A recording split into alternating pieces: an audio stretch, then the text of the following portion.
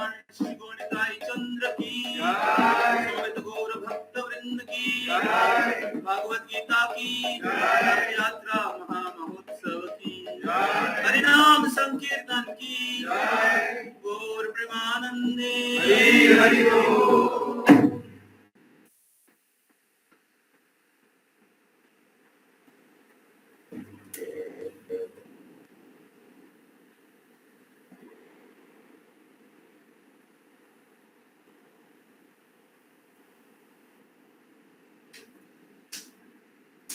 मिला निकाल लो, बैग में रख के क्या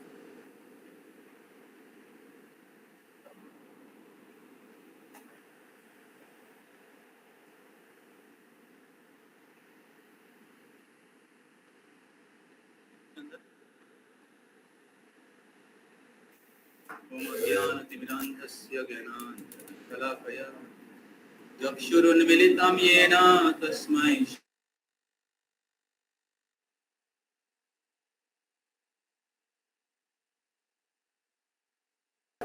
कर्मयोग। अध्याय खत्म हो रहा है, बोल नहीं पा रहे हैं। तीसरे अध्याय का नाम है कर्मयोग। सब लोग सुन पा रहे हैं? तो तीसरे अध्याय में 4 सेक्शन है और इस 4 सेक्शन का एक्रोनिम क्या है? क्या है एक्रोनिम? Tree, TREE। तो टी में क्या है? त्याग। कर्म त्याग करना चाहिए ना,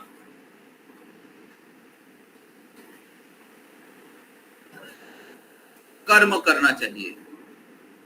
कौन सा श्रेष्ठ है? कर्म त्याग करना चाहिए ना कर्म करना चाहिए? तो ये प्रश्न था अर्जुन का। अर्जुन सोचा था कि कर्म त्याग करना श्रेष्ठ है। अच्छा है, कृष्ण बोल रहे, कृष्ण बोल रहे थे फल की आशा नहीं करना चाहिए, फल त्याग करना चाहिए, और अर्जुन सोचा था कर्म त्याग करना चाहिए। अर्जुन सोचा अच्छा ही हुआ, ऐसे घासली वार नहीं करना चाहिए। तो अर्जुन कंफ्यूज था। और फिर हम लोग चर्चा कर रहे थे किस प्रकार जब तक हम लोग संपूर्ण रूप से शुद्ध नहीं हो जाते हैं, आध्यात्मिक स्तर में नहीं उन्नीत हो जाते हैं, परिपक्व नहीं हो जाते, तब प्रीमैच्योरली कर्म त्याग नहीं करना चाहिए। तो TR था। उसके बाद हम लोग R for riding on the जोड़गा लैडर्स, जो की सीढ़ी, उसके बारे में हम लोग चर्चा किए थे। इस प्रकार विकर्म, फिर कर्म कांड, फिर कर्म योग, निष्काम कर्म योग, ज्ञान योग, भक्ति योग। इस प्रकार हम लोग चर्चा कर रहे थे और प्रैक्टिकली कैसे हम लोग उसको अपने जीवन में पालन कर सकते हैं उसके बारे में चर्चा कर रहे थे। हम लोग चर्चा कर रहे थे किस प्रकार कर्म फल की आशा करना, कर्म करते हुए कर्म फल की कामना करते हुए कर्म करना, हर व्यक्ति को कर्म करना पड़ता है। लेकिन जब हम लोग फल की आशा करते हुए कर्म करते हैं या अपनी इंद्रिय तृप्ति के लिए कर्म करते हैं, उसको वो बंधन का कारण होता है। तो इसलिए भगवान बोल रहे हैं कि कर्म करो लेकिन फल की आशा मत करो, और कर्म नहीं करने के प्रति भी आसक्त मत हो। अभी फल आशा, फल नहीं मिलेगा इसलिए क्या होता है, और क्या करना है। हम लोग ड्यूटी को क्योंकि एंजॉय नहीं कर पाएंगे तो क्या होगा, ड्यूटी को नेग्लेक्ट कर दे। तो भगवान बोले ये भी गलत है। तो किस प्रकार कर्म करना चाहिए ना, डिटैच वे में कर्म करना चाहिए, अनासक्त होकर कर्म करना चाहिए, अपने कर्तव्य का पालन करना चाहिए, या कर्म फल को भगवान को अर्पण करना चाहिए। दोनों में कौन सा आसान है? अनासक्त होकर कर्म करना आसान है ना भगवान के लिए कर्म करना आसान है? भगवान के लिए कर्म करना आसान है। तो क्योंकि भगवान सभी कर्मों के भोक्ता है, इसलिए भगवान को सारे कर्म के फल अर्पण करना चाहिए। वो शुरू में ही भगवान पहला सेक्शन में बताए थे, यज्ञार्थात् कर्मणा अन्यत्र लोको अयम कर्म बंधन। यज्ञ के लिए कर्म करना चाहिए, भगवान की संतुष्टि के लिए। तो उसके संदर्भ में रिपीट नहीं करना चाहता हूं, रिपीट करने से टाइम जाता है। तो उधर हम लोग क्या कहते हैं, फूड साइकिल के बारे में हम लोग चर्चा कर रहे थे। फूड साइकिल इस प्रकार इस दुनिया में हम लोग जब जीते हैं तो भगवान के द्वारा अलग अलग प्रकार की फैसिलिटी हम लोग एंजॉय करते हैं, है ना। आहार, हवा, अलग अलग प्रकार के जीवन धारण करने के लिए, खाना खाने के लिए, है कि नहीं।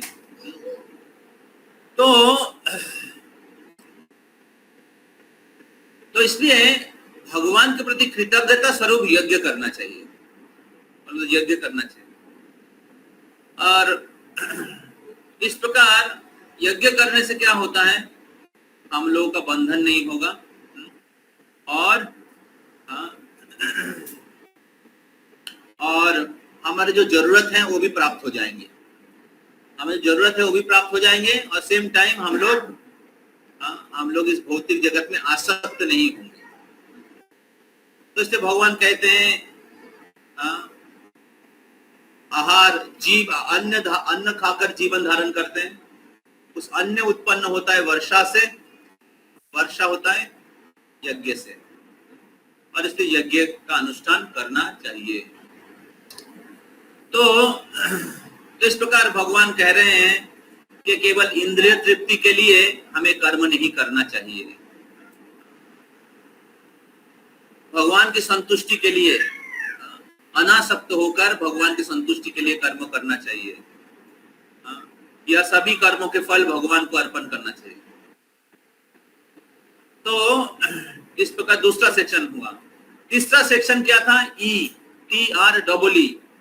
तो पहला ई क्या है, ई फॉर एग्जाम्पल, जो हम लोग 38 शायद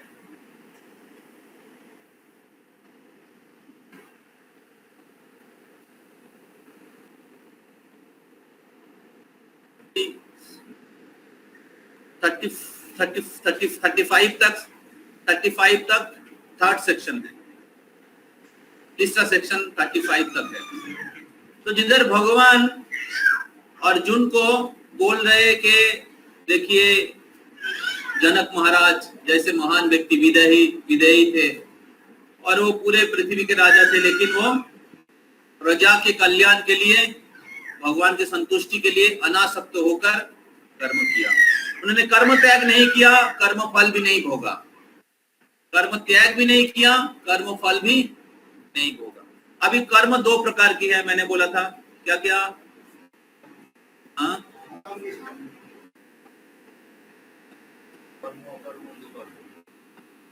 सधर्म। कर्म मतलब सधर्म, भौतिक सधर्म, आध्यात्मिक सधर्म। भौतिक सधर्म मतलब हमारे भौतिक कर्तव्य, आध्यात्मिक सधर्म मतलब डिवोशनल सर्विस, भक्ति, occupational duty and constitutional duty. Occupational duty मतलब शरीर के साथ जो रिलेटेड है, कॉन्स्टिट्यूशनल ड्यूटी मतलब आत्मा के साथ जो रिलेटेड है। समझ में आ रहा है सबको? हरे कृष्ण माता जी, घुमावेन ना बुझते पारছেন? सबको समझ में आ रहा है? तो जो लोग एक दो क्लास से आ रहे हैं तो आप लोगों को थोड़ा सा समझने में दिक्कत होगा, लेकिन पुराने लोगों को पकड़ में आना चाहिए। तो इस प्रकार तीसरा सेक्शन जो है भगवान बोल रहे हैं निष्काम भाव से, या निष्काम भाव से कर्म करना चाहिए। निष्काम भाव से कर्म करने का मतलब है भगवान की संतुष्टि के लिए कर्म करना। जो भगवान की संतुष्टि के लिए कर्म करते हैं, ये जान के कि भगवान सब कुछ के भोक्ता, वही निष्काम हो सकता है ना। वही फल की आशा को छोड़ सकता है, जो जानते हैं कि भगवान सब कुछ के भोक्ता है। प्रभुपाद उदाहरण दे, रास्ते में एक आम पड़ा हुआ है, ठीक है, कोई सोचता है ये आम बहुत अच्छा आम है, मैं खा लूं, वो क्या होगा, वो क्या होगा, ये कर्म के फल का आशा करते हैं। और एक व्यक्ति सोचता है मेरा ये तो आम मेरा नहीं है, ठीक है, परे रहने दो, ठीक है, जो होना हो वो होने दो, ठीक है, उसमें वो आम सड़ सकता है, या कोई गाड़ी उसके ऊपर से जा सकता है, या दूसरा कोई ले लेगा, है ना, तो क्या होगा, कर्म त्याग कर दिया। समझ में आ रहा है?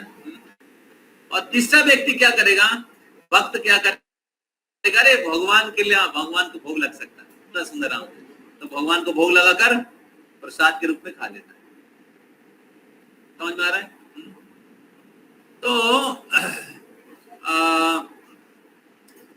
तो इस प्रकार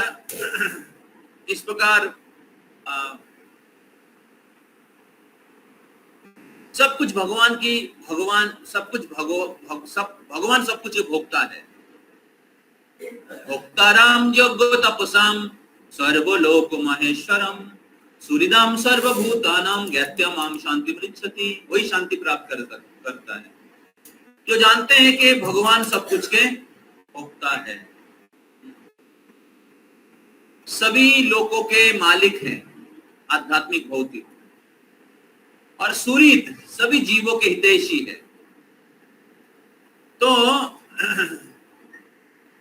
तो इसलिए कर्म त्याग करना या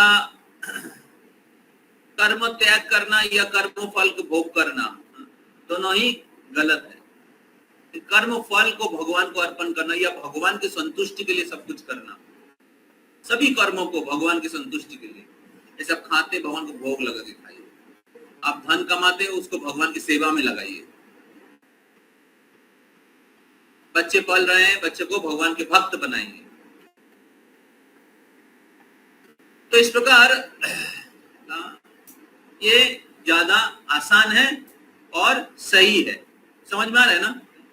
अभी ये करने के पीछे बाधा क्या है, भगवान को सब कुछ अर्पण करने के पीछे बाधा क्या है, या भगवान को या निष्काम भाव से कर्म करने के पीछे बाधा क्या है, इसके कारण हम लोग कर्म फल को भगवान को अर्पण नहीं कर पाते हैं या कर्म फल को भोगना चाहते हैं। आगे आ जाओ। तो वो क्या है, वो है पिछले हफ्ते में हम लोग चर्चा कर रहे थे, या श्री नरसिंह प्रभु बता रहे थे कि बाधा क्या है, लास्ट काम। तो ये चौथा सेक्शन है, TREE। तो पहला ई में एग्जाम्पल और दूसरे ई में ई फॉर एनिमी, शत्रु क्या है। तो आत्मा इस भौतिक जगत में बंधन में पड़े हुए हैं क्योंकि वो कर्मफल भोगना चाह रहे हैं, और उसके पीछे कारण क्या है, काम। तो काम के कारण जीव इस भौतिक जगत में अलग अलग प्रकार से भोग करना चाहते हैं। तो अर्जुन भगवान श्री कृष्ण को कह रहे हैं कि हे कृष्ण,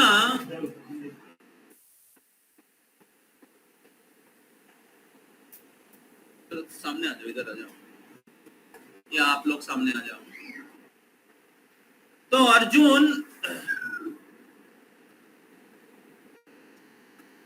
अर्जुन को भगवान श्री कृष्ण कह रहे हैं, भगवान श्री कृष्ण अर्जुन को कह रहे हैं, अथो केन प्रयुक्तायं पापम चरति पुरुष अनिच्छम अपि वार्ष्णेय बलादपि नियोजितः। तो अर्जुन कह रहे भगवान श्री कृष्ण को, हे वार्ष्णेय वृष्णिवंशीय, भगवान श्री कृष्ण वृष्णिकुल में प्रकट हुए हैं। तो भगवान बोल रहे हैं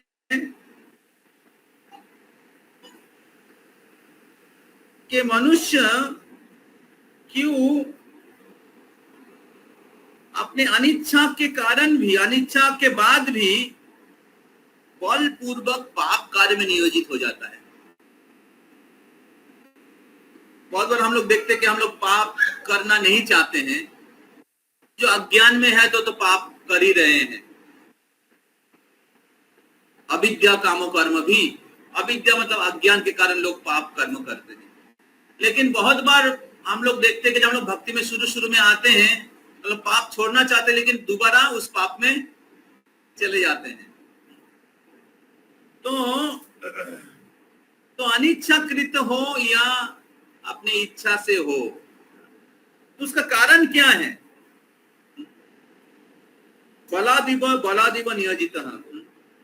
तो पिछले वीक में हम लोग चर्चा कर रहे थे, भगवान कह रहे हैं कामयेषु क्रोधयेषु रजो गुणो समुद्भव गतासु न गतासौ च महासो न महापाप्मा विद्धिरेनमिह वैरिणाम्। श्री भगवान उवाचो। तो भगवान कहते कामयेषु क्रोधयेषु रजो गुणो समुद्भव। तो हे अर्जुन, इसका कारण है काम। कामयेषु क्रोधयेषु रजोगुण समुद्भव, जो रजोगुण के द्वारा उत्पन्न होता है। और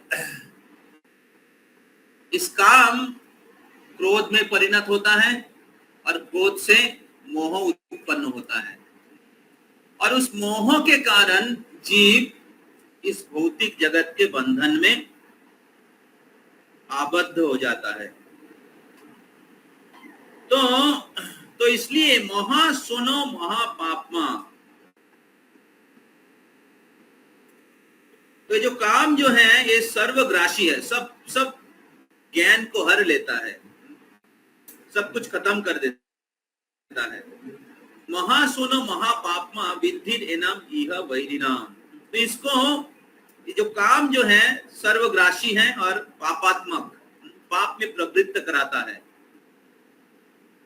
जीव के प्रधान शत्रु के रूप में जानिएगा। तो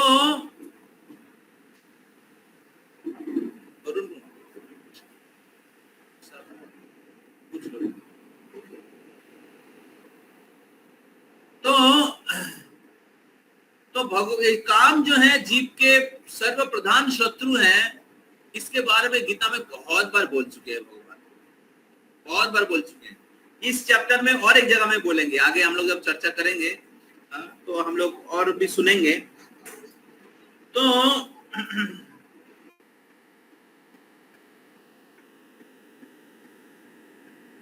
तो जीव के हृदय में शाश्वत भगवान के प्रति प्रेम है, क्योंकि जीव भगवान के अंश है।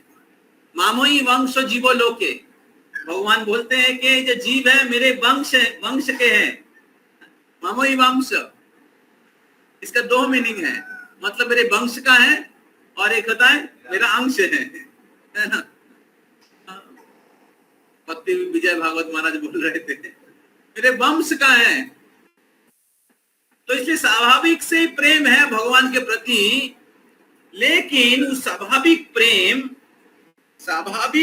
शाश्वत स्वाभाविक प्रेम जब जीव इस भौतिक जगत में आता है तो रजोगुण के संस्पर्श में आता है, और उस स्वाभाविक प्रेम भगवान के प्रति वो काम में ट्रांसफॉर्म हो जाता है, काम में परिवर्तित हो जाता है।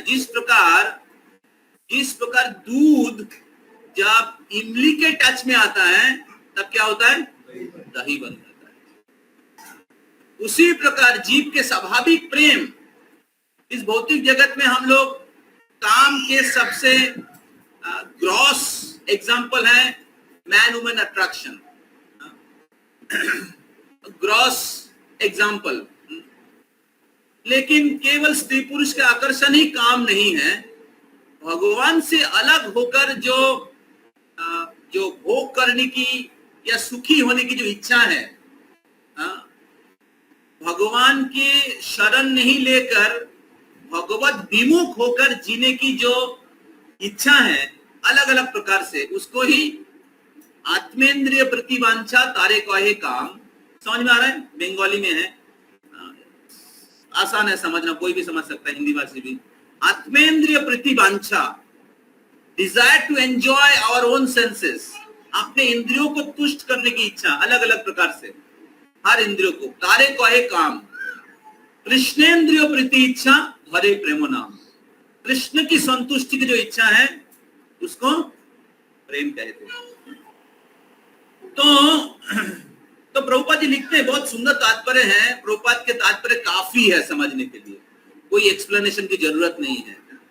मेरा रिक्वेस्ट है आप लोगों को 36 से लेके 43 जरूर पढ़िए without fail. Third chapter 36 to 43 I opening है।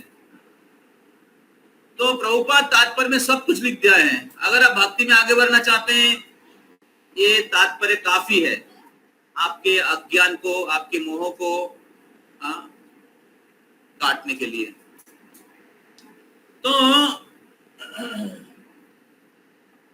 तो सुन रहे हैं आप सब लोग ना? तो उसी प्रकार जीव जब इस जरा प्रकृति अर्थात 3 गुण के संस्पर्श में आते हैं, ये भौतिक जगत किसके द्वारा परिचालित होता है? माया के द्वारा। और माया किसके द्वारा इस भौतिक जगत को परिचालन करती है? गुण के द्वारा। दैवी हेषा गुणमयी मम माया दुरत्तया, तो गुण के द्वारा माया इस दुनिया के हर जीव को परिचालन करती है। तो इस प्रकार रजोगुण के प्रभाव से जीव के हृदय के जो प्रेम, स्वाभाविक प्रेम काम में परिवर्तित हो जाता है। और फिर काम जब अतृप्त होता है, क्रोध उत्पन्न करता है, और फिर क्रोध से क्या होता है? मोह उत्पन्न होता है। और इस प्रकार इस मोह के कारण जीव स्थायी रूप से इस भौतिक जगत में आबद्ध हो जाता है। समझ में आ रहा है? जीवात्मा जो भगवान के अंश है, स्थायी रूप से इस भौतिक जगत में आबद्ध हो जाता है। और इस प्रकार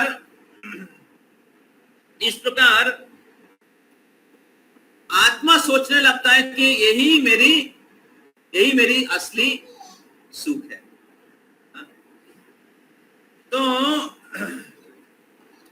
तो इस प्रकार रजोगुण के प्रभाव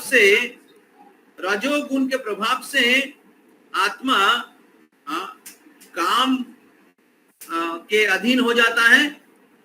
और फिर काम और क्रोध के कारण वो इस भौतिक जगत में जन्म जन्मों से बंधन में पड़ा रहता है। तो इसलिए भगवान इधर कह रहे हैं, महासोनो महापापमा विद्धि एनाम इह वैरी नाम। इसलिए जो काम है ये जीव के प्रधान शत्रु है। तो तब इस काम को कैसे जय कर सकते हैं? काम को कैसे विजय कर सकते हैं? तो काम रजोगुण के प्रभाव से उत्पन्न होता है, और काम से उत्पन्न होता है क्रोध, जो तमोगुण का लक्षण है। तो प्रभुपाद जी कहते हैं, अगर रजोगुण से तमोगुण की तरफ नहीं जाकर रजोगुण से सत्वगुण की तरफ अगर आप जा सकते हैं, रजोगुण से तमोगुण मतलब और डिग्रेडेशन है। समझ में आ रहा है? सुन रहे सब लोग कि रजोगुण से तमोगुण की तरफ नहीं जाकर आध्यात्मिक अनुशीलन के द्वारा रजोगुण से सत्वगुण की तरफ आगे बढ़िए। स्पिरिचुअल प्रैक्टिस के द्वारा, साधना के द्वारा, तब क्या होगा? काम जो है धीरे धीरे शुद्ध हो जाएगा। समझ में आ रहा है? काम धीरे धीरे शुद्ध हो जाएगा। तो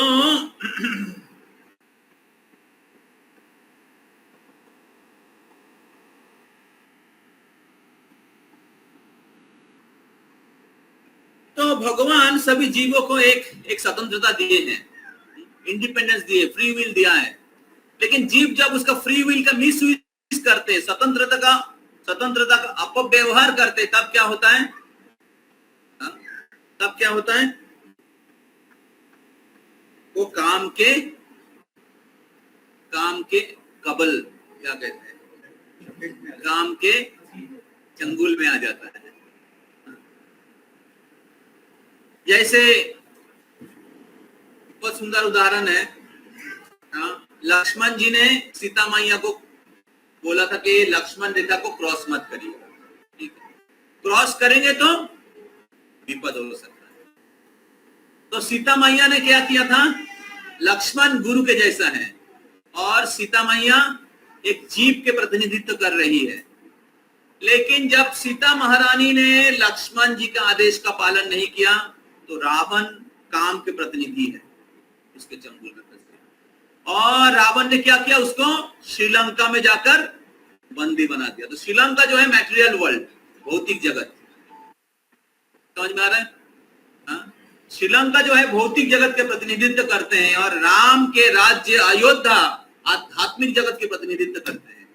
तो जब हम लोग गुरु के आदेश का अवहेला करेंगे, गुरु के दिया हुआ आदेश को क्या कहते हैं, अतिक्रमण करेंगे। अभी बहुत लोगों का कॉलेज छुट्टी है, तो आप लोग घर जा रहे हैं, लेकिन हमें पता होना चाहिए गुरु का आदेश क्या क्या है, प्रभुपाद जी का आदेश क्या क्या, शास्त्र का आदेश क्या क्या है, जो हम लोग अतिक्रमण नहीं कर सकते हैं। अगर करेंगे माया में फंस जाएंगे। तो इसलिए we have to be very careful, हमें बहुत सावधान होना चाहिए कि हमें श्रील प्रभुपाद जी की कृपा से भगवान के भक्ति या भगवान के भक्तों का संग प्राप्त हुआ है। दोबारा फिर से माया में नहीं जाना चाहिए। बहुत भाग्य से ब्रह्मांड भ्रमित को न भाग्यवान जीव गुरु कृष्ण प्रसादे पाए भक्तिलता बीज। गुरु कृष्ण की कृपा से भक्तिलता प्राप्त हुआ है, इसको सुरक्षित रखना चाहिए। तो इसलिए जब हम लोग घर जाते हैं तो कम से कम हमारे जप संख्या पूरी होना चाहिए। हमें सुबह उठना चाहिए और श्रील प्रभुपाद जी की किताब पढ़ना चाहिए। वीकली एक क्लास जो है ऑफलाइन है तो ऑनलाइन अटेंड करना चाहिए और 4 नियमों को पालन करना चाहिए। और घर में कुछ अपना फैमिली के जो लिए जो कर्तव्य है उसका पालन करना चाहिए। तो ये बहुत ही महत्वपूर्ण है। तो जब हम लोग हमारे स्वतंत्रता का अतिक्रमण करते हैं तो क्या होता है? तब काम के कबल में हम लोग पड़ जाएंगे। तो इसलिए सीता महारानी सिखा रही है, अपने उदाहरण से सिखा रही, जीव को शिक्षा दे रही है कैसे हमें गुरु के आदेशों को, गुरु के दिया हुआ जो लक्ष्मण रेखा है उसको पार नहीं करना चाहिए, तब रावण पकड़ लेगा। तो इसलिए हमेशा हमें याद रखना चाहिए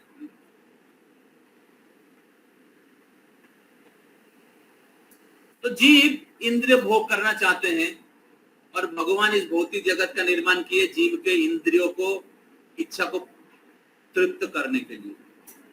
लेकिन जब अपने जीव अपने इंद्रियों को तृप्त करते हुए परेशान हो जाता है, तब वो क्या करते हैं? अपने स्वरूप का तलाश करने लगते हैं, भगवान की तलाश करने लगते हैं, आध्यात्मिक जिज्ञासा करने लगते हैं और तब उनके आध्यात्मिक जीवन की शुरुआत होता है। जब लाइफ में अलग अलग प्रकार से परेशान हो जाते हैं या उनके कर्म फलों के कारण दुख भोगते हैं, तब क्या होता है? वो जिज्ञासा करते हैं, मैं क्यों दुख भोग रहा हूं, जीवन का लक्ष्य क्या है। तो इस प्रकार जिज्ञासा करते हैं। तो अथा तो ब्रह्म जिज्ञासा, तो जीव जब जिज्ञासा करते हैं तब उनके आध्यात्मिक जीवन का शुरुआत होता है। तो प्रभुपाद जी कहते हैं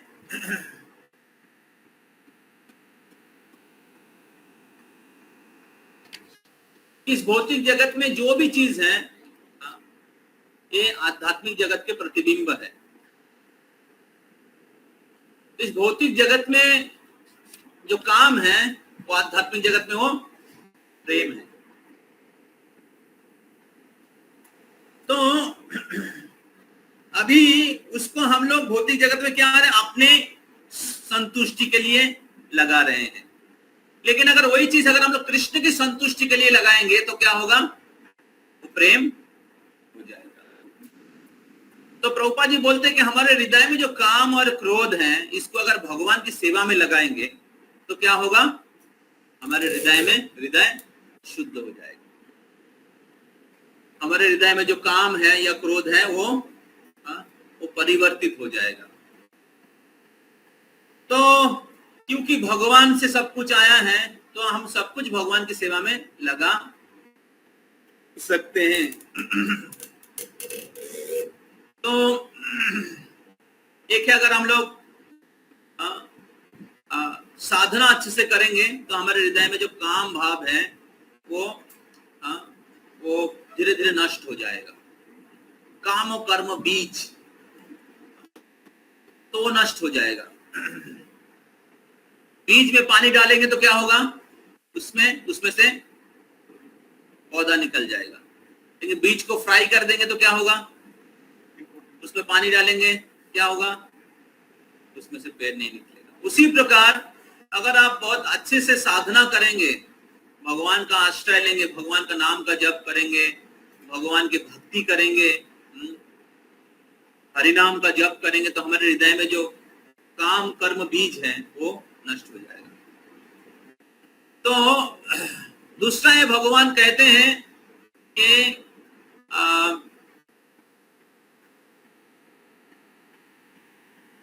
धर्मो अविरुद्ध कामोस्मि। भगवान कहते हैं कि धर्म के खिलाफ, धर्म के क्या कहते हैं, धर्म के अनुकूल जो काम है भगवान कहते हैं वो मैं हूं। धर्म अविरुद्ध कामोस्मि।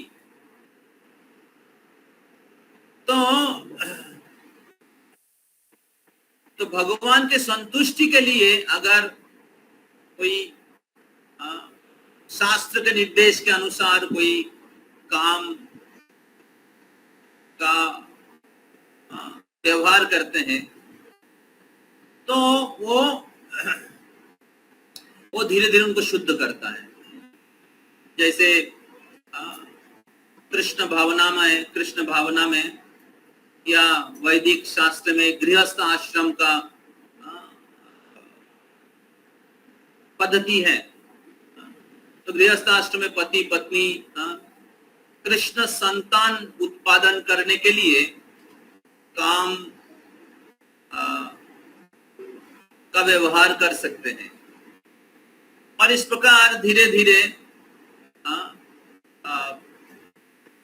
कृष्ण भक्ति करते हुए गृहस्थ आश्रम में कोई काम से मुक्त हो सकते हैं। तो उसमें उनकी अज्ञान या पाप नहीं होता है। समझ में आ रहा है? इस प्रकार कोई व्यक्ति काम को कृष्ण की सेवा में, काम कृष्ण कर्मार्पणे, किसी को अच्छा खाने का इच्छा है तो कृष्ण के लिए रसोई करके भगवान को भोग लगा के खा सकते हैं। किसी को गाने का इच्छा है तो कृष्ण की गुणगान करिए। किसी के पास बहुत धन है तो कृष्ण के लिए मंदिर बनाइए,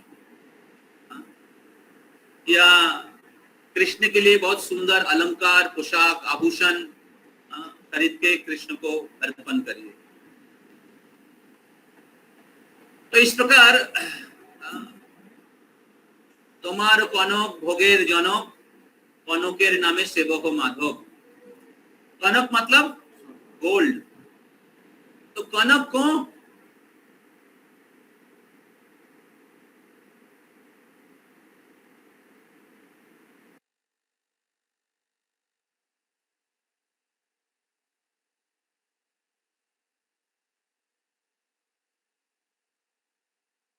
क्रोध को कैसे लगाया जा सकता है?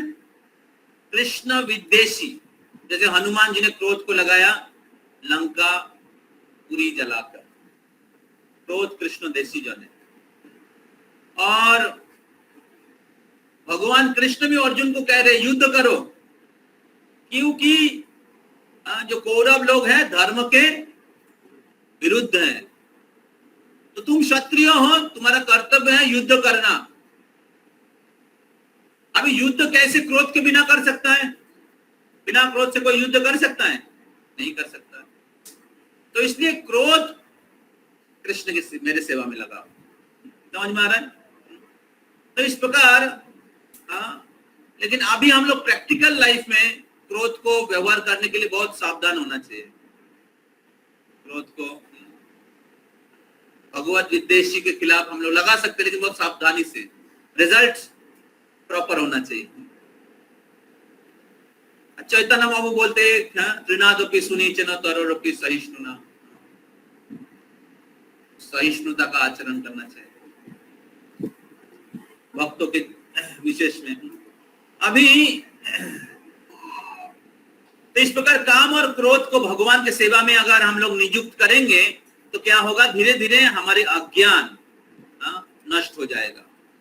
हम लोग रजो तमो गुण से कहां पर आ जाएंगे?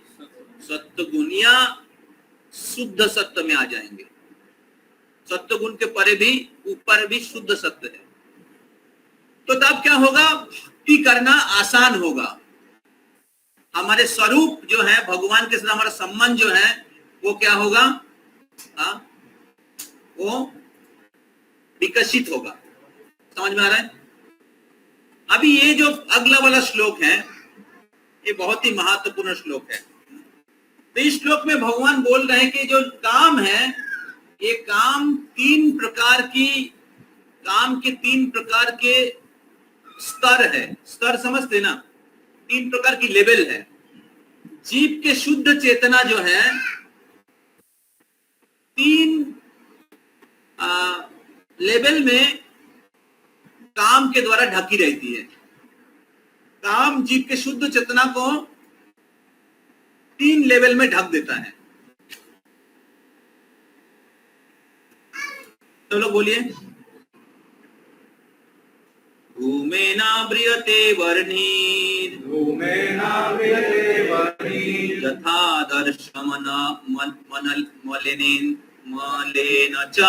यथा मलेन च,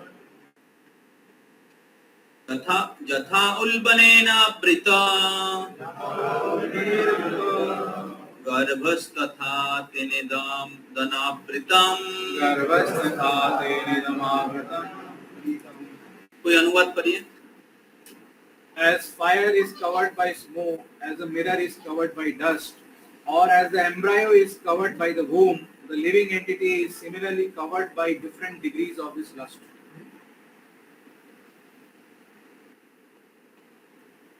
तो जीव की शुद्ध चेतना जो है, अलग अलग डिग्री में, अलग अलग लेवल में, अलग अलग स्तर में काम के द्वारा आवृत रहता है। और उसके पीछे भगवान ने तीन उदाहरण दिया है। बहुत अच्छे से सुनिएगा, बहुत बहुत इंपॉर्टेंट है। और आप समझ जाएंगे तो आपको बहुत हेल्प होगा स्पिरिचुअल लाइफ में आगे बढ़ने के लिए, क्योंकि हम सभी लोग इसके द्वारा प्रभावित हैं। तो पहला उदाहरण क्या है? धूमेना व्रियते वर्णी। जिस प्रकार वर्णी मतलब अग्नि धूम के द्वारा ढका हुआ रहता है। अग्नि धूम के द्वारा ढका हुआ रहता है। और यथादर्श मतलब दर्पण, आईना जैसे मल के द्वारा अर्थात मैला के द्वारा ढका हुआ रहता है। और जिस प्रकार गर्भ जरायु के द्वारा, गर्भ जो होता है जरायु के द्वारा ढका हुआ रहता है, उसी प्रकार जीवात्मा की शुद्ध चेतना काम के द्वारा आवृत रहता है। समझ में आ रहा है? तो तीन लेवल वाला बताया गया है। ठीक है।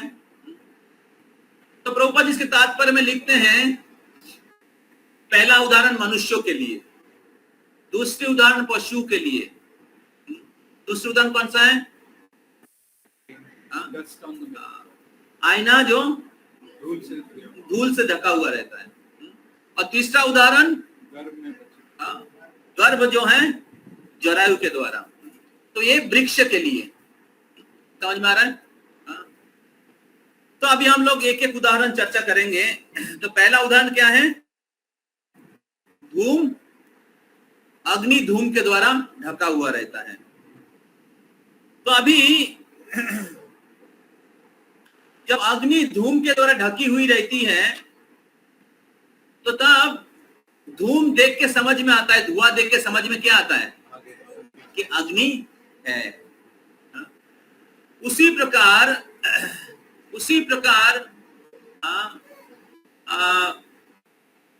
जीव के हृदय में जब थोड़ा थोड़ा कृष्ण भावना दिखाई देता है, शायद ज्यादातर काम है, लेकिन थोड़ा थोड़ा कृष्ण भावना का स्पार्क दिखाई देता है, तो उससे समझ में आता है कि जिस प्रकार जीवात्मा के हृदय में काम है, उसी प्रकार उनके हृदय में भगवान के प्रति प्रेम भी है।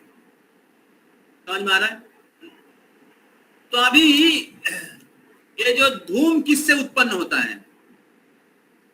धूम अग्नि के द्वारा ही उत्पन्न होता है। अग्नि नहीं होता तो धूम कैसे आएगा? धूम अग्नि के द्वारा ही उत्पन्न होता है। उसी प्रकार ये जो भौतिक जगत में माया है, ये भगवान का ही शक्ति है, भगवान का ही शक्ति है। जैसे बादल सूर्य के द्वारा ही उत्पन्न होता है, बादल सूर्य के द्वारा उत्पन्न होता है, जो जीव को ढक देता है, मतलब सूर्य को ढक देता है। लेकिन क्या बादल सूर्य को ढक सकता है? उसी प्रकार धूम अग्नि को ढक नहीं सकता। धूम जो है अग्नि को क्या कहते हैं, बुझा नहीं सकता। तो उसी प्रकार काम जो है प्रेम को बुझा नहीं सकता।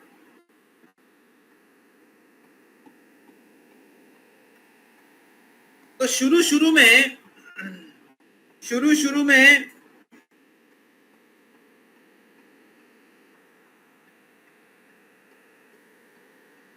जब अग्नि प्रज्वलित किया जाता है तब धुआं दिखता है, लेकिन अगर धुएं को अगर आप हवा करेंगे, पंखा करेंगे तो क्या होगा? हाँ, धुएं को पंखा करेंगे तो क्या होगा? अग्नि प्रज्वलित हो जाएगा। समझ में आ रहा है? तो प्रभुपाद जी कहते हैं कि श्रवण कीर्तन है, प्रभुपाद तात्पर्य में लिखते हैं कि श्रवण कीर्तन रूपी भक्ति का जो अलग अलग अंग है, ये धुएं को पंखा करने के जैसा है। अगर हम लोग श्रवण कीर्तन करेंगे तो क्या होगा? हमारे हृदय में जो कृष्ण भावनामृत है, शुद्ध कृष्ण भावनामृत है, वो पुनर्जागरित हो जाएगा। समझ में आ रहा है? तो इसे प्रभुपाद कहते हैं मनुष्य जीवन भगवत प्राप्ति के लिए है, और मनुष्य जीवन में हम लोग भगवान के बहुत नजदीक है, भगवान के बहुत नजदीक हैं। तो इसलिए अगर हम मनुष्य जीवन में हम लोग भक्तों की संग में आकर भगवान की कथा, गीता भागवत की शिक्षा अगर हम लोग श्रवण करते हैं, तो क्या होगा? हमारे हृदय में जो भगवान के प्रति प्रेम या भक्ति है, भगवान के साथ शाश्वत संबंध है, वो दोबारा जागरित हो जाएगा। समझ में आ रहा है? तो इसलिए हर दिन भगवान के नाम का जप करना, हर दिन शास्त्रों का अध्ययन करना, हर दिन भगवान की कथा सुनना बहुत आवश्यक है। तो इसके द्वारा हमें भगवान के प्रति प्रेम जो है पुनर्जागरित होगा। तो उसी प्रकार दर्पण जो है, दर्पण क्या है? धूल के द्वारा ढका हुआ रहता है। दर्पण धूल के द्वारा ढका हुआ रहता है। तो उसी प्रकार हमारे हृदय जो है काम के द्वारा ढका हुआ है। तो जिस प्रकार आईना को साफ करेंगे तो क्या होगा, आपके चेहरा दिखेगा, उसी प्रकार अगर हृदय को साफ करेंगे तो भगवान के साथ हमारा संबंध जो प्रेम है वो दिखेगा। हृदय को साफ करने की बहुत आसान तरीका क्या है, चेतो दर्पणा मार्जनम भव महादावाग्नि निर्वापनम श्रेय कैरव चंद्रिका वितरणम विद्या वधु जीवनम। तो चित्त रूप दर्पण मार्जन करते हैं क्या, हरे कृष्ण। तो हरे कृष्ण महामंत्र डिटर्जेंट है, जैसे बाहर में डिटर्जेंट है, आया नया उजाला 4 बूंदों वाला तो लेकिन आपका तो कपड़ा तो साफ हो जाएगा, लेकिन हृदय कैसे साफ होगा, ऐसा कोई डिटर्जेंट है? तो भगवान ने लेके आया हरि वो। तो भगवान ने हरि नाम लेके आया जो हृदय चित्त रूप दर्पण को साफ कर सकता है। तो अभी हम लोग चर्चा कर रहे थे कि जो दर्पण का उदाहरण किसके लिए है, पशु के लिए है। लेकिन कलयुग में मनुष्य लोग पशु के जैसा गिर चुके हैं, इसलिए हमारे हृदय में काम इतना स्ट्रांग है कि पशु के जैसा हो गया है कि नहीं? इरिस्ट्रिक्टेड सेक्स लाइफ, अनियंत्रित, एकदम लो क्लास लाइफ लोग लीड कर रहे हैं, पशु के जैसा, पशु से भी नीच अवस्था में चले जा रहे हैं। तो इसलिए ये जो उदाहरण है हम लोगों के लिए भी एप्लीकेबल है। तो इसलिए हरि नाम बहुत महत्वपूर्ण है। अगर हम लोग हर दिन निष्ठा के साथ हरे कृष्णा कृष्णा कृष्णा हरे हरे, हरे राम राम राम हरे हरे, तो हमारे हृदय साफ होगा। तो हमारे हृदय साफ होगा और भगवान के साथ हमारा जो संबंध है वो पुनर्जागरित होगा। और तीसरा उदाहरण क्या है, गर्भ जरायु के द्वारा। तभी गर्भ में जब जरायु अर्थात क्या कहते हैं, बच्चा,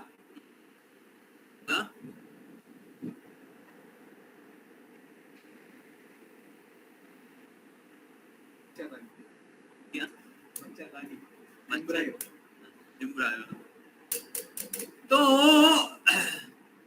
बहुत असहाय अवस्था में रहता है। जो एम्ब्रायो होता है, बच्चा होता है, वो मूव नहीं कर सकता, सर नीचे रहता है, पैर ऊपर की तरफ। हरे कृष्णा, कितना सुंदर अवस्था है। और माँ के गर्भ में जो जठराग्नि होता है वो बच्चे को कोमल तक को बहुत, अभी देखिए कितना गर्म है, कैसा लग रहा है आप सब? अभी रूम से बाहर जाइए, देखिए कितना गर्म लगेगा।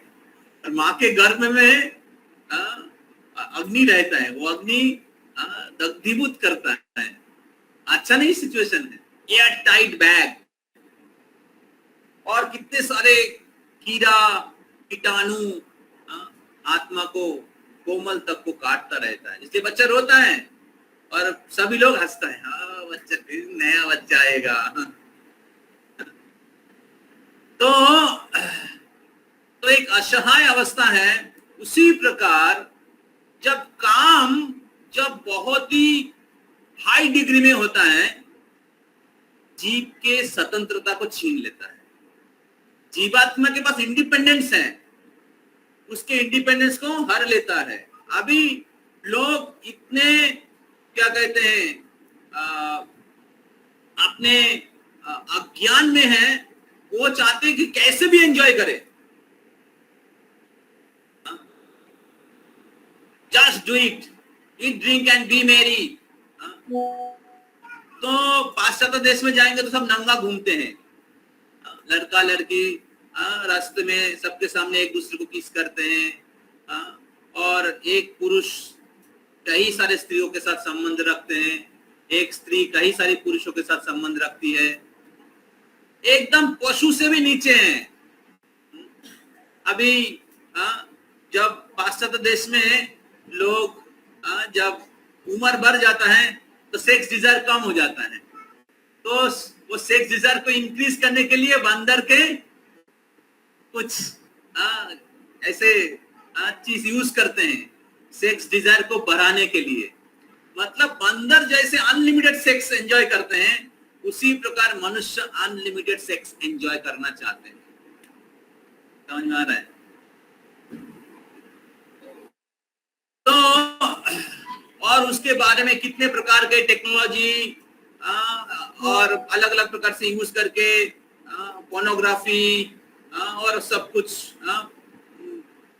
दिखा मतलब क्या कहते हैं लोगों के जो इंद्रियों को, काम को और बढ़ाने के लिए।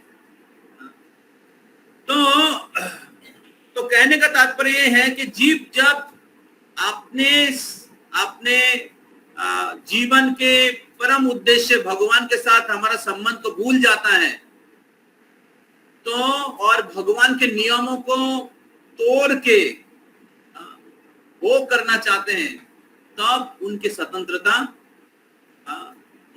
छीन लिया जाता है। प्रकृति उनकी स्वतंत्रता छीन लिया जाता है और उसको पेड़ के शरीर में डाल देता है। समझ में आ रहा है? पेड़ जैसे होता किधर भी हिल नहीं सकता और कहता नंगा रहता है। ठीक है, तुम नंगा घूमना चाहते हो, ओके, अच्छा है, तुम्हारा इच्छा पूरी किया जाएगा, ले लो पेड़ का शरीर। ठीक है, कॉलेज यूनिवर्सिटी बच्चे लोग सोचते हैं अरे आप तो रंगीन दुनिया है, मम्मी पापा नहीं है, कॉलेज में एंजॉय, यही तो दुनिया जीवन है। लेकिन जितना हम लोग भगवान के नियमों को उल्लंघन करेंगे, उतना ही हमारी स्वतंत्रता को छीन लिया जाएगा। जैसे उदाहरण दिया गया है, जैसे एक व्यक्ति के पास गाय है, तो गाय क्या होता है, खूंटी से बंधा हुआ रहता है ना। अभी गाय जितना वो जो क्या कहते हैं अपने मालिक का वफादार रहेगा उतना क्या होगा, उसका रस्सी को छोड़ दिया जाता है उसको, है कि नहीं? और जितना ही मालिक के साथ गड़बड़ करता है, क्या होता है, और उसका बंधन को टाइट कर दिया जाता है। समझ में आ रहा है? उसी प्रकार जितना हम लोग भगवान के आदेश को उल्लंघन करेंगे, उतना ही हमारा हाथ पैर इंद्रिया सब उसके स्वतंत्रता छीन दिया जाएगा। मनुष्य जीवन मौका है समझने का, हम शरीर नहीं है, आत्मा है, भगवान के दास है, जन्म मृत्यु के चक्र में भटक रहे हैं। मनुष्य जीवन में आप समझ सकते, पशु जीवन में, वृक्ष के जीवन में आप समझ सकते हैं, ज्ञान भी नहीं होता है। मनुष्य जीवन प्राप्त हो इसलिए हम लोग सत्संग में आके बैठे हुए भगवत गीता क्लास सुन रहे हैं, लेकिन बहुत बार सब सुन के भी हम लोग सीरियसली नहीं लेते हैं और पशु के जैसा जीवन जीते हैं। अजामिल ब्राह्मण परिवार में था, लेकिन फिर भी भटक गया। तो इसलिए हमें सावधान और सीरियसली लेना चाहिए। समझ में आ रहा है? तो इसलिए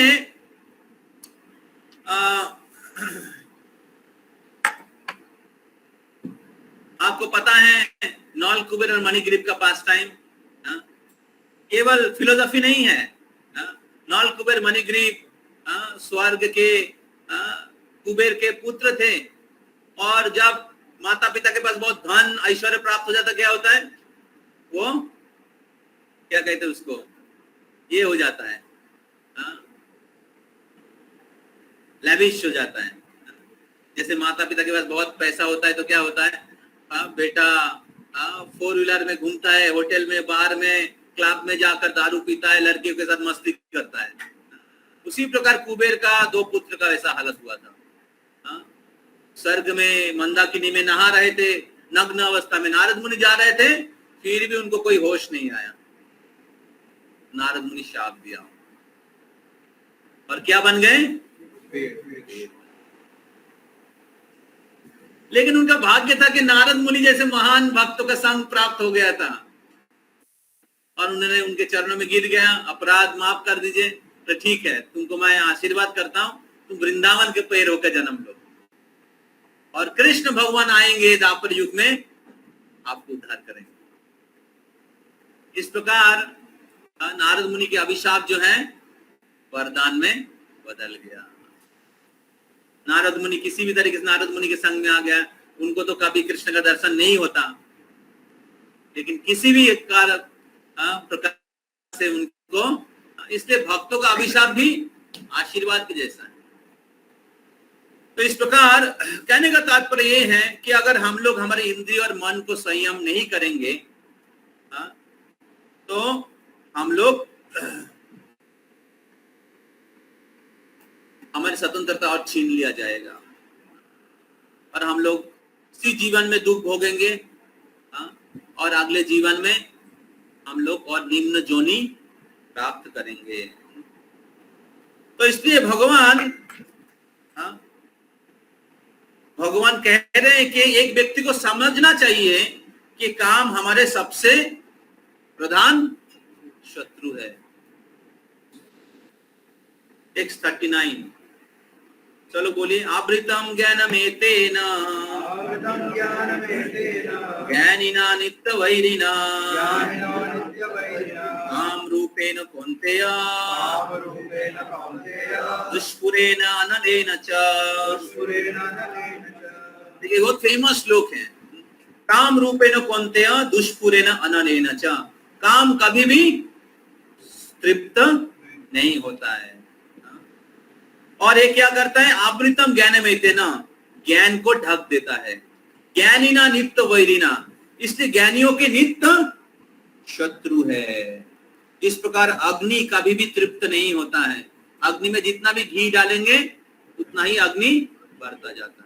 उसी प्रकार काम को जितना तृप्त करेंगे उतना ही काम बढ़ता जाएगा। तो इसलिए भगवान बोल रहे हैं कि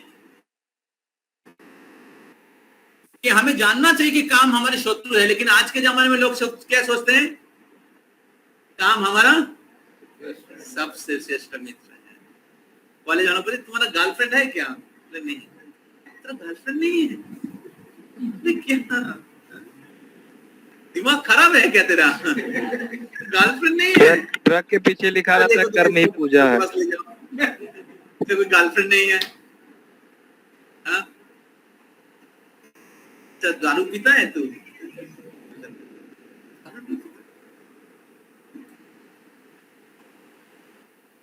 दिमाग खराब हो गया क्या तेरा? चल दारू पी। तो ये आजकल के जमाने की परिस्थिति है। अगर किसी को बहुत कामुक होता है तो लोग सोचते हैं बहुत अच्छा व्यक्ति है। तो लोग अगर पाप करते हैं तो सोचते हैं बहुत अच्छा व्यक्ति है। लेकिन भगवत गीता से हम लोग समझ सकते हैं कि असल में हमारा शत्रु क्या है। तो इसलिए ये श्लोक आप लोग पढ़िएगा आगे चल के।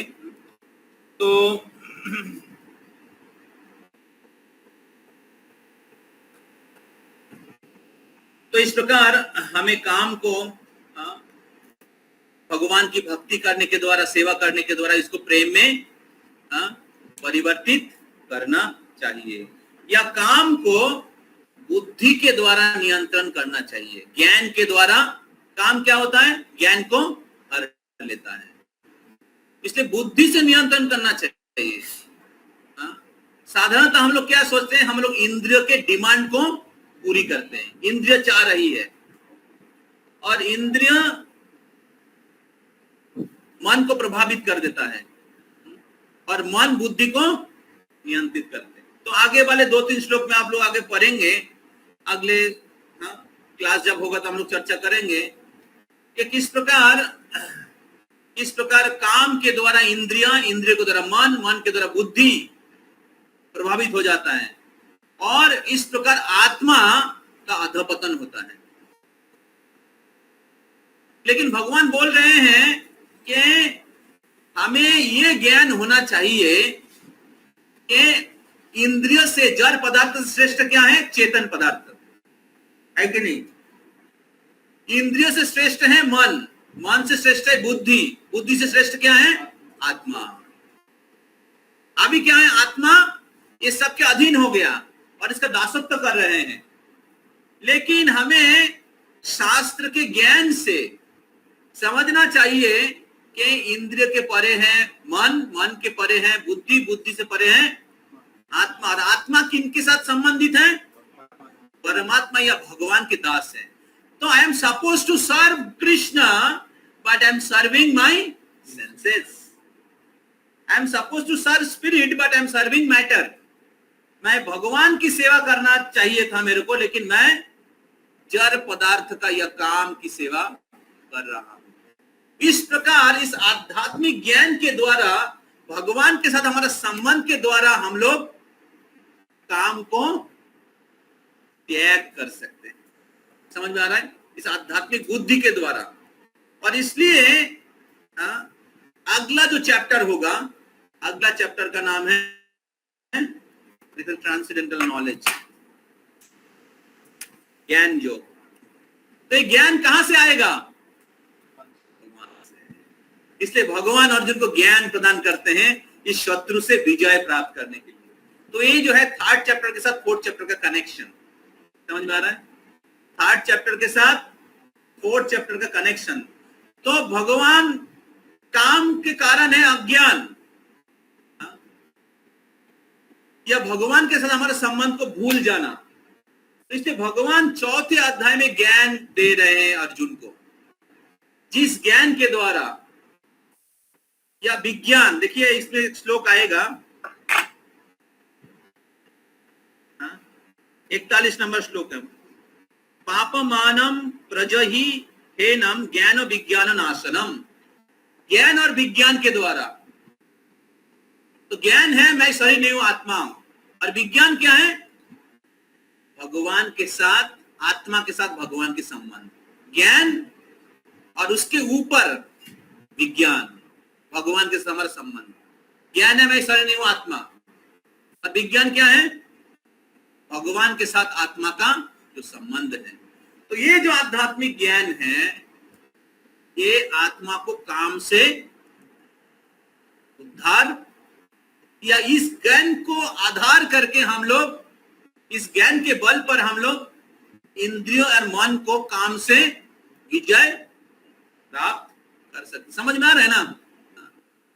तो हमारा मन या बुद्धि हमेशा काम या भौतिक जगत में अलग अलग चीजों के प्रति आकर्षित होगा, लेकिन हमें आध्यात्मिक ज्ञान या बुद्धि या भक्ति का सहारा लेना चाहिए। समझ में आ रहा है? और इसलिए भगवान चौथे अध्याय में भगवान ज्ञान योग प्रदान करते हैं, ट्रांसेंडेंटल नॉलेज। समझ में आ रहा है? तो इस प्रकार ये भगवत गीता के ज्ञान कोई सेंटिमेंट नहीं है, बहुत सिस्टमेटिक, बहुत साइंटिफिक और बहुत ही मीनिंगफुल है। समझ में आ रहा है? तो मेरा निवेदन है आप सभी लोग पढ़िएगा। तो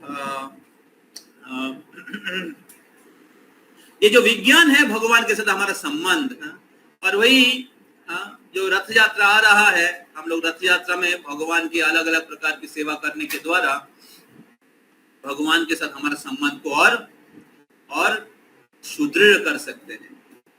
तो भगवान आते हैं हमें अलग अलग प्रकार की सेवा देने के लिए, भगवान आते हैं हमें दर्शन प्रदान करने के लिए, भगवान आते हैं हमारे आध्यात्मिक जीवन के आनंद प्रदान करने के लिए। हम लोग आनंद की तलाश कर रहे हैं, तो भगवान बोला तुम्हें भौतिक जगत में आनंद की तलाश करने की जरूरत नहीं है, भौतिक जगत रेगिस्तान के जैसा है। आनंद तलाश करना गलत नहीं है, लेकिन आनंद प्राप्त होता है आनंदमय भाषा। भगवान आनंदमय भाषा थे भगवान के संग। तो इसलिए भगवान के ये जो रथ यात्रा उत्सव है, ये वृंदावन के उत्सव है, जब भगवान द्वारका से वृंदावन जा रहे हैं और सभी ब्रजवासी भगवान को द्वारका से वृंदावन लेके जा रहे हैं। तो इस दिव्य उत्सव हमारे हृदय में वृंदावन जैसा है, लेकिन अभी काम विराजमान है। तो इस रथ में सेवा करने के द्वारा भगवान को मतलब प्रेम, गर्लफ्रेंड को लेके आना हृदय में, मतलब क्या? हम गर्लफ्रेंड को प्रेम करते इसलिए तो हृदय में रखा है। उसी प्रकार भगवान को हृदय में लेके आना मतलब क्या? प्रेम करना। तो जगन्नाथ के रथ की रस्सी खींच के, जगन्नाथ के रथ में सेवा करके, जगन्नाथ की कथा का श्रवण करके हम लोग हमारे हृदय को दोबारा वृंदावन बना सकते हैं। समझ में आ रहा है? तभी उस हृदय में काम देव विराजमान है, कामदेव। लेकिन असली कामदेव कौन है? असली कामदेव कृष्ण है। इसलिए कृष्ण का नाम कामदेव क्या? कृष्ण तो कामदेव को भी मोहित करते, इसलिए उनका नाम है मदन मोहन, अनंग मोहन। तो इसलिए कामदेव के प्रति आकर्षित ना होकर कामदेव का जो मास्टर है उसके प्रति आकर्षित होइए। काम जो है फॉल्स है, कृष्ण है सत्य। तो इसलिए रथ यात्रा उत्सव है। आपके पास बहुत बहुत बहुत सेवा करने की अवसर है, नाचने का, गाने का, खाने का बहुत सुंदर अवसर है। इसका फायदा उठाइए। कौन कौन रथ यात्रा में सेवा करना चाहेंगे, जगन्नाथ की कृपा लेना चाहेंगे? हाथ उठाइए।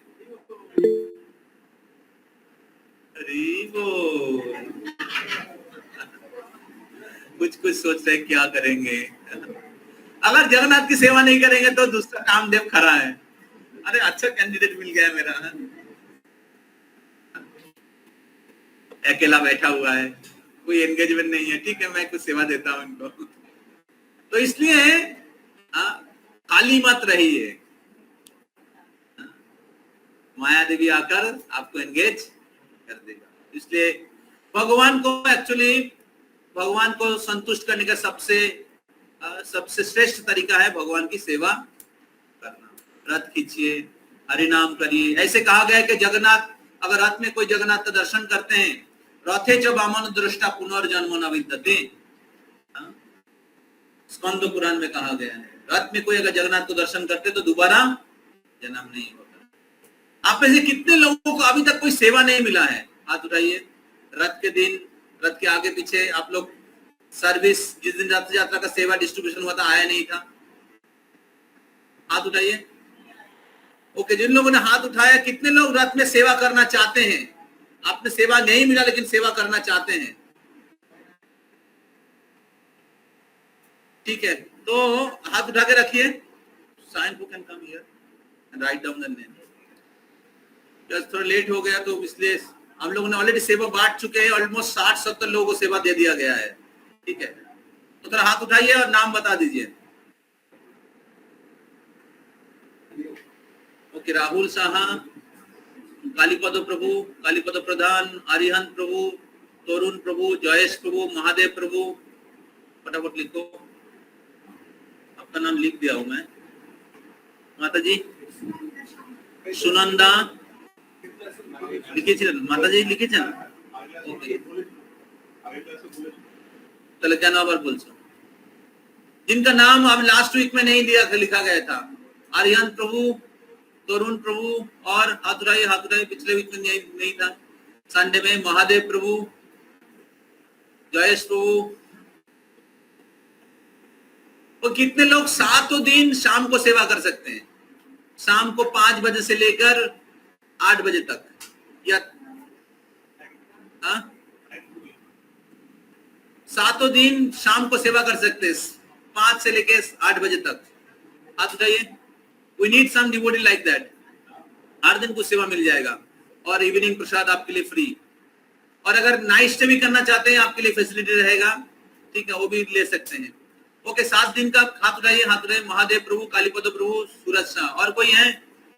और कोई 7 दिन सेवा करना चाहते हैं?